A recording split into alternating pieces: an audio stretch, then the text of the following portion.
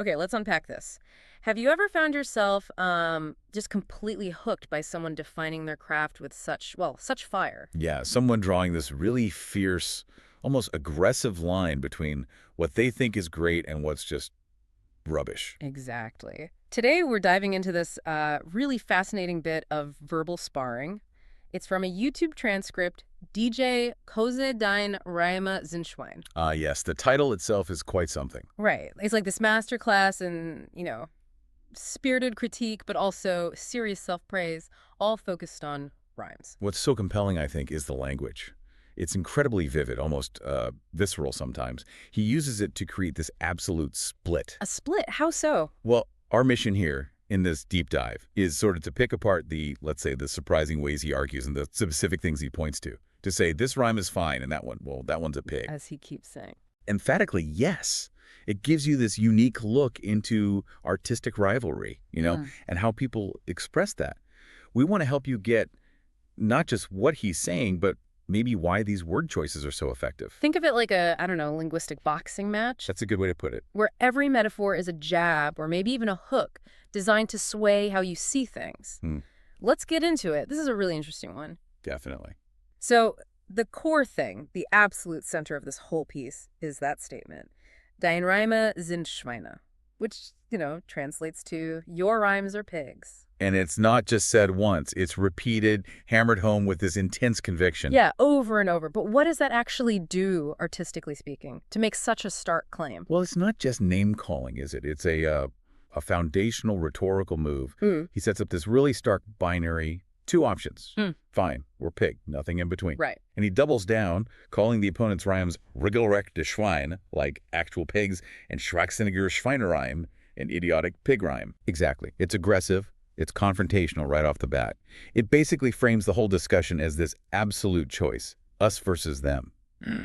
You're forced to pick a side, almost. And then naturally, to make that contrast work, he doesn't just tear down the opponent. No, he builds himself up. Yeah. Vigorously. Declaring, meine Reime sind feine Reime. My rhymes are fine rhymes. So he's creating these two completely separate worlds of quality. It's not just criticism, it's world building. Precisely. By setting up this absolute dichotomy, he's not just critiquing, he's defining the very terms of judgment. He puts himself right at the top of the fine category. Setting the standard. Exactly. Setting the standard that everyone else, especially the opponent, gets measured against. It's not just ego, though there might be some of that. Sure, maybe a little. Possibly. But it's a really powerful rhetorical tactic. Establish your authority, define the terms, and you're already halfway there. Okay, this is where it gets really interesting for me. Let's zoom in on the words he uses for his own rhymes. He doesn't just say good. No, it's much richer than that. It's like this whole tapestry of praise. Gut rhymen, good rhymes, okay. But then starke, schöne Reime, strong, beautiful rhymes. Erlesine Reime. That sounds fancy, like choice or exquisite. Yes, Erlesine implies something carefully selected, curated, high quality. And even junge, frische, kernige Reime, young, fresh, hearty rhymes. It's like he's throwing every positive word he can find at them. And what's fascinating, as you picked up on Erlesine, is that these aren't just vague compliments. They're quite specific, quite evocative. Erlesine really suggests meticulous crafting, not just okay rhymes. Something rare. Exactly. Rare, superior, thoughtfully put together. Using this kind of, loaded language really elevates his work in your mind before you've even heard it, potentially. And he doesn't just stick to adjectives, right? He uses these really specific, quite vivid analogies. Oh, yeah. The analogies are key. They make the superiority feel tangible. Like the money one. That's a great example. It's an argument from value. Yeah. He claims his rhymes cost an 100 brand 30 mark. They cost 30 marks per 100 grams. Which sounds expensive. Right. It immediately sets up this idea of a premium product. High value, exclusive, top quality, especially when you know what's coming for the opponent's rhymes. Yeah. It's not just good art. It's a luxury item. A rare commodity. Okay, so they're high end. But then he shifts gears, doesn't he, from market value to something more elegant. Absolutely. And this is where he uses a really beautiful, quite unexpected analogy. He compares his rhymes to a zitterrock. An electric ray. Yeah, an electric ray, which, moves incredibly gracefully, almost like a ballet dancer in the water, despite having this powerful sting. So his rhymes are described as fingly underig, fine-limbed, delicately structured, and moving im Einkling, in harmony. Wow, okay. It paints this picture of really intricate flowing artistry, subtle, elegant movement, completely the opposite of anything clumsy. It's about precision, aesthetic beauty. So expensive, and they dance gracefully like some rare sea creature. That's a heck of a combination. It really is. But it's not just about the quality or the elegance, is it? He talks about where they come from? Precisely. He makes this strong assertion of originality, and even hints at, like, protecting his intellectual property. How so? He emphasizes, habe ich selber mehr ausgedacht. I thought them up myself. Pure self-creation, unique authorship. Right. And then he even suggests he holds back his very best rhymes because the opponent might steal them. Nimmst du die selber für dein Texting? You take them for your own lyrics. No way. Yeah. It underscores this fierce protection of his creative work. It implies his ideas are so incredibly valuable they need guarding, which, again, just reinforces how superior and unique they supposedly are. Okay, so putting it all together, for him, a fine rhyme is valuable like a luxury good. It's graceful like an electric ray. It's totally original, and it's so good it needs protecting. It's a comprehensive definition, isn't it? Built meticulously through these vivid words and specific rhetorical moves. He's really constructed this ideal of artistic excellence. Right. Now for the other side, the brutal counterpoint. The demolition job. Having built up his own fine rhymes, he just tears into the opponents. They're not just pigs, they're polterned, murum, clumsy trash rhymes. Yeah. So what specific, really cutting details does he use here? How does he paint this picture of just total inferiority? And how do these techniques actually work on us, the listeners? Well, this is like a masterclass in what you might call rhetorical demolition. Yeah.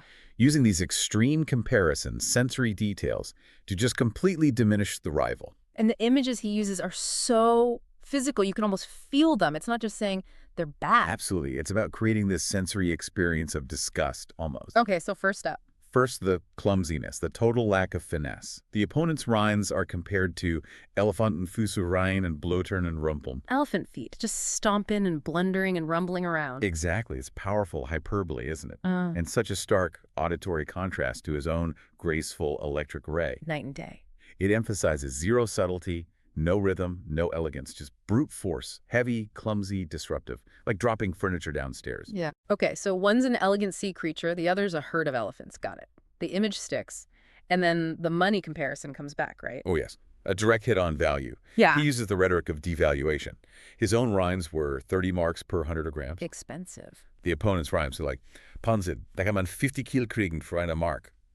Tripe, you get 50 kilos for 1 mark. Tripe, like stomach lining, cheap stuff. Exactly. Often considered, cheap, unrefined, maybe even animal feed. It instantly suggests something undesirable, mass-produced, totally lacking any premium value or quality. He's positioning the opponent's work as basement-level stuff, throwaway. Wow.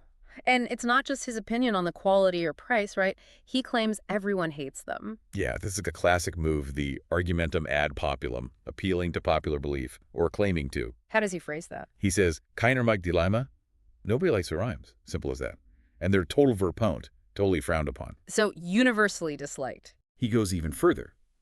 Alle reden schon über deine schweinischen Schweinereime. Everyone is already talking about your piggish pig rhymes, implying it's common knowledge, but obviously not in a good way. Right. It aims to make it feel like this isn't just his opinion, it's a widely accepted fact. Exactly. Making the opponent's failure seem like a done deal, universally acknowledged. And then to really hammer that home, he brings in the ultimate impartial judges, his parents. Yes. It's such a clever move. A kind of argument from naive authority. Naive authority. Yeah, because he specifically says his parents haben überhaupt keine Ahnung von hip-hop. They have absolutely no clue about hip-hop. Okay. Yet, even they apparently say, was der da hinten macht, das ist doch totaler Quatsch. What that guy back there is doing is total nonsense. So the implication is that the rhymes are so bad, their badness transcends any need for genre knowledge or expertise. It's just objectively awful. Anyone can see it, even complete outsiders. that gives his very subjective critique this feeling of undeniable universal truth. Wow, it's very effective. That's pretty crushing. If even people totally outside the loop think it's nonsense, and then there's the final insult, maybe the worst one, that they're just forgettable. The rhetoric of irrelevance. This one really stings, I think. What does he say? He notes that when people watch the opponent's video, they don't talk about the rhymes. They say things like, oh, guck mal hier, der Rapper, der hat eine neue Frisur. Oh, look, the rapper got a new hairstyle. Exactly. People completely ignore the actual rhymes, the core artistic product. Meaning they're so bland, so unimpressive. That superficial stuff, like a haircut, becomes the only thing worth mentioning. It's a devastating way to say the art itself is totally bankrupt, completely unimpactful, easily overlooked. So let's recap the pig rhymes. According to him, clumsy like elephants, cheap as tripe, nobody likes them. Even clueless parents think they're nonsense, and ultimately, they're so irrelevant, people talk about haircuts instead. That about sums it up. It's not just criticism. It's a systematic rhetorical takedown using multiple angles of attack. Okay, but the attack doesn't stop at the rhymes themselves, does it? He goes after the music, too? The beats? No, he broadens the scope. If we connect this to the bigger picture, he says the opponent's beats Holperian. They stumble, they're bumpy, uneven. Which fits the elephant feet idea. It does. Yeah. But then he brings in this really powerful, unifying, extended metaphor. It ties everything together. Which is? The beats are a stall, a stable. Okay. Specifically, a Schweinstall for Deine, Reime, a pigsty for your rhymes. Oh, wow. The music itself becomes the stall, dein ganzen Reimschweinraum, the stable built around your whole rhyme pig. And crucially, das stinkt da. It stinks there. Ugh. So it's not just the rhymes that are pigs. The whole musical environment is a smelly pigsty. Exactly. It creates this complete, really unpleasant sensory picture of the opponent's entire output. Everything associated with them is crude, unrefined, undesirable. The metaphor extends the negativity to the whole creative world. That's comprehensive. A total sensory assault. And then somehow it gets even more creative. He brings in the days of the week. It sounds absurd, but yes, it's this brilliant use of personification, maybe a touch of pathetic fallacy. How does that work? He personifies the Wochentag, the weekdays. He claims they ärgern sich heute schon wieder ein Schweinreim. They're already annoyed today by another pig rhyme. The days themselves are annoyed. Apparently. The absurdity is part of the effect, I think. It makes the rhymes seem like this cosmic annoyance. And the contrast. In stark contrast, der Montag Monday finds richtig Spaß, real fun, with den feinen Reimen von Stefan. With Stefan's his own fine rhymes. So Monday is having fun with his rhymes. And their Dienstag Tuesday confirms it. Tuesday apparently says, die Feinreime, die sind beim Cos, und die Schweinereime sind bei den anderen Reimen. The fine rhymes are with Cuss himself, and the pig rhymes are with the other rhymers. Wow. So the actual days of the week are on his side, recognizing his quality and rejecting the opponent's. It's quite a way to make your opinion sound like universal law. It really is. It's this clever rhetorical strategy.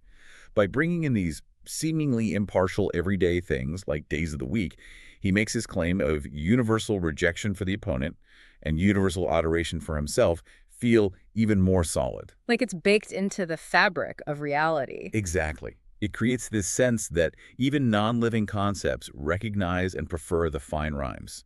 It makes the opponent's pig rhymes seem truly awful, like fundamentally disruptive to the natural order of things. Not just bad, but cosmically offensive. Pretty much. His artistry is presented as so inherently good it's universally acknowledged, even by Monday and Tuesday. Okay, so stepping back, what does this all really mean for us listening to this whole deep dive into Dein Reime sind Schweine?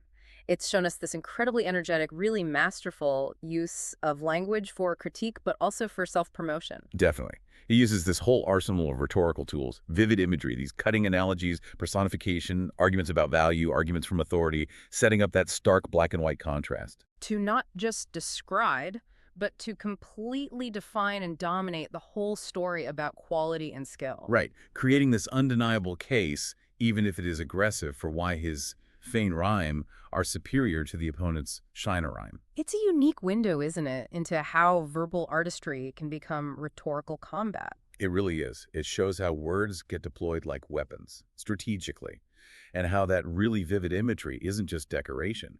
It's key to making an argument stick, embedding it deep in your mind.